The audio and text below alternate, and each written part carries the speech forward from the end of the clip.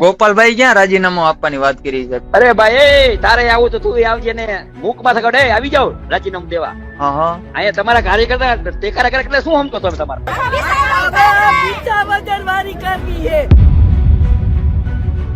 Gopal Italy આવ્યો મારા ઘરના યાદથી વરા પેલા જવાબ આપ્યો હતો નરેન્દ્રભાઈ ની મધર વિશે બોલ્યા હતા એટલે ગમે તે અહીં લડવા આવે હું રાજીનામું દઈ દઉં અને એને 2 કરોડ રૂપિયા હું આપીશ. મોરબીના ધારાસભ્યએ આપેલી આ ચેલેન્જને આપણે સ્વીકારી લઈએ છીએ સહર્ષ રાજી ખુશીથી કે જો તમે શુરા બોલ્યા ન ફરે, શુરા હોવ, મરદ માણસ હોવ અને એક જ વખત બોલતા હો જબાનના પાક્કા માણસ હોવ તો આજે 10 તારીખ થઈ છે, મોડામાં મોડું 12 તારીખે બપોરે 12 વાગ્યા સુધીમાં રાજીનામું તમારું પડી જવું જોઈએ. ગોપાલ ઇટાલિયા પણ વટથી તમારા ચેલેન્જને સ્વીકારે. તમે અહીંયા આવો, તમારા આમ આદમીના તમામ ભારતના નેતા આવે અને અહીંયા મોરબીના મારા ભારતીય જનતા પાર્ટીના કાર્યકર્તા મતદારોનો વેપારી અને આપણે બેને ચૂંટણી લડવાની છે અને જો એમાં તમે પાછા પડ્યા તો તમારા બાપમાં ફેર હે, મારા બાપમાં ફેર હે. તો મોરબીમાં હવે કાના વર્સિસ ગોપાલનો જંગ જામ્યો છે.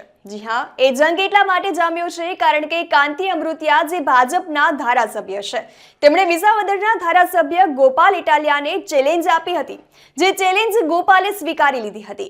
વાત એમ છે કે મોરબીના ધારાસભ્ય કાંતિ અમૃતિયાએ કહ્યું હતું કે આવતા સોમવારે હું ને ગોપાલભાઈ 2 વિધાનસભા અધ્યક્ષ પાસે જઈને ભેગા જ રાજીનામું આપીએ. રાજીનામું આપ્યા પછી મોરબીમાં આપણે ચૂંટણી લડીએ. અમૃતિયાએ પોતાની વાતમાં ભાર મૂકતા કીધું કે હું પાકી જબાનનો માણસ છું. જો હું મોરબીથી હારીશ તો તેમને રૂપિયા 2 કરોડ આપીશ. એમણે તો ત્યાં સુધી કહી દીધું કે જો હવે ગોપાલ પોતાની વાતથી ફરશે તો એના બાપમાં ફેર નહીં ને જો હું ફરું તો મારા બાપમાં ફેર હોય. આટલી કડક ભાષામાં તેમણે ગોપાલ ઇટાલિયાને પડકાર ફેંક્યો છે. ત્યારે ગોપાલ ઇટાલિયાના સમર્થકે કાંતિ અમૃતિયાને ફોન કરીને કહ્યું કે ગોપાલભાઈએ રાજીનામાની વાત ક્યાં કરી છે? તો ગોપાલનું નામ સાંભળતા જ કાંતિ અમૃતિયા બગડ્યા હતા અને ફોન આવતાની સાથે જ તેમણે શું કર્યું તે સાંભળો. આપણે તો હેલો નમસ્કાર સાહેબ. હા નમસ્કાર. કાંતિભાઈ બોલો. હા કાંતિભાઈ બોલું.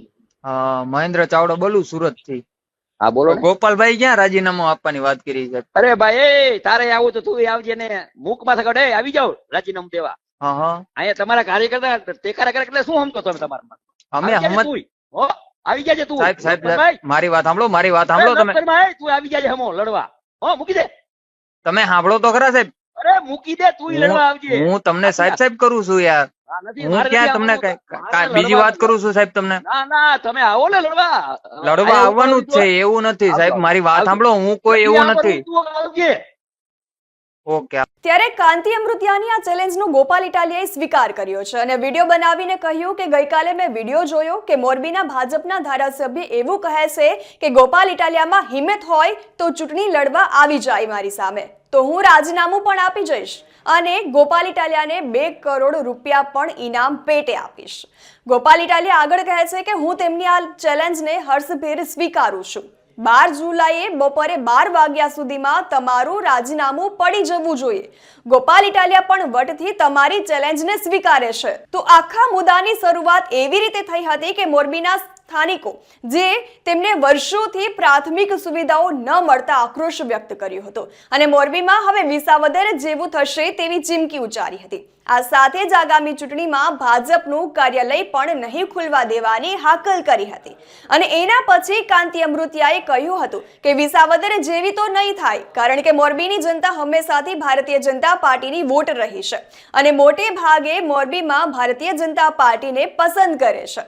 મોરબીની દુર્ઘટના બની તે પછી પણ ત્યાં ભારતીય જનતા પાર્ટી જીતી છે અને તેનું એક ઉદાહરણ આપણે પણ માની શકીએ. તો હાલ તો આ બંને નેતાઓ એકબીજાને પડકાર ફેંકી રહ્યા છે, પણ હવે 12 જુલાઈએ કેવી સ્થિતિનું નિર્માણ થશે તે અપડેટ્સ અમે આપને જણાવતા રહીશું. તમારું આ વિશે શું માનવું છે તે કમેન્ટ્સમાં જણાવો અને વધુ સમાચાર માટે આપ જોડાયેલા રહો સિટી ન્યૂઝ સાથે. નમસ્કાર.